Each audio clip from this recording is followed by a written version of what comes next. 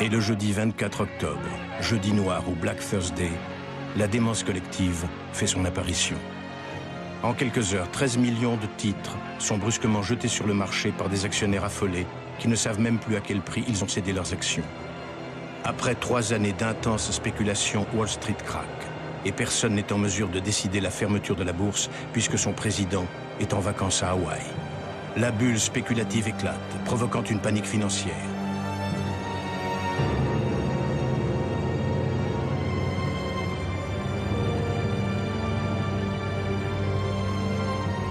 Par un effet de domino, c'est l'ensemble de la bourse qui s'effondre. Les pertes cumulées représentent 30 milliards de dollars, 10 fois le budget de l'État fédéral américain et plus que ce que les États-Unis avaient dépensé pendant toute la Première Guerre mondiale. En 6 jours, les cours moyens vont baisser de 50% et ne cesseront de tomber. Et, fait encore plus inusité, la chute de la bourse va continuer en cascade. Le krach était inévitable. Ce n'était qu'une question de temps, mais c'était inévitable.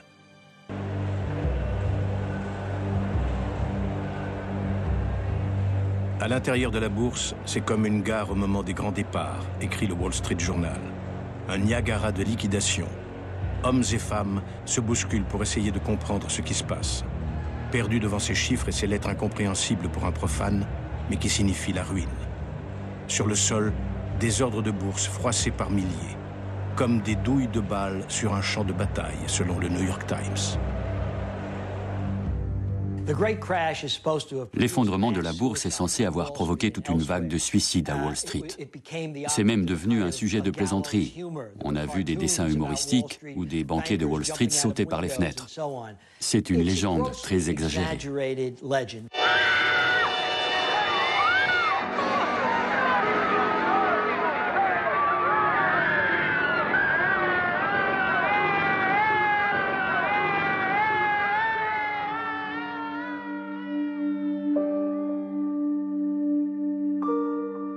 Les rumeurs les plus folles circulent.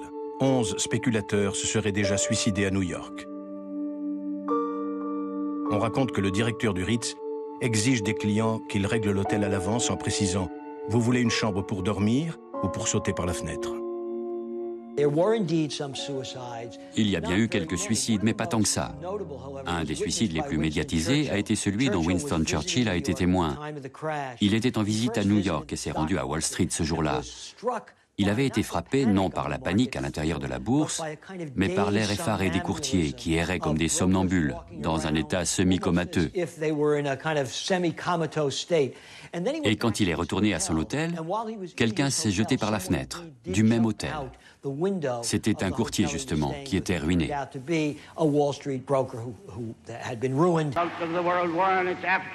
Pour restaurer la confiance des milieux financiers, Hoover a décidé de rapatrier d'urgence aux États-Unis tous les capitaux prêtés à l'Allemagne.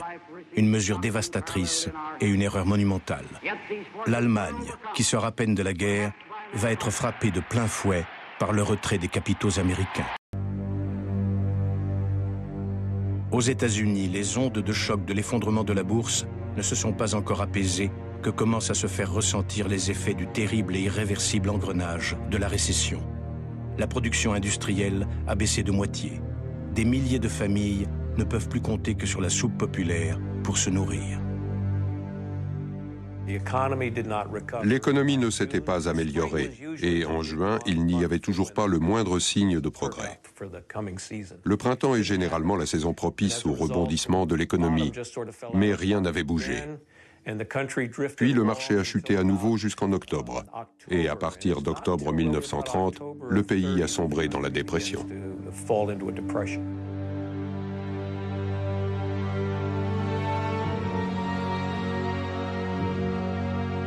Les plus solides bastions de l'Amérique se sont écroulés depuis le krach de Wall Street.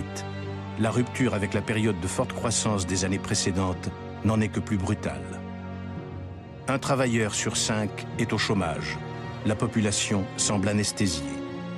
À New York, où chaque mois 17 000 familles sont mises à la rue, des centaines de milliers de sans-travail, parmi lesquels de nombreux cols blancs, tentent de survivre misérablement piétinant dans le froid durant des heures pour recevoir un bol de soupe et un morceau de pain.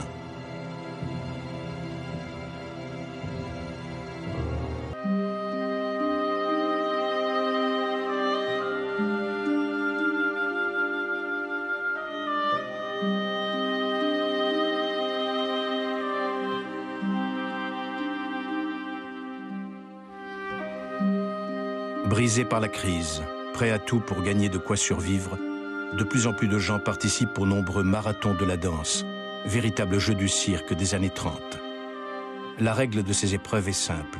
Il faut danser le plus longtemps possible, parfois pendant plusieurs jours, avec l'espoir de gagner les $500 attribués au dernier couple à rester debout. Au grand plaisir des spectateurs qui s'y rendent pour oublier leur propre misère.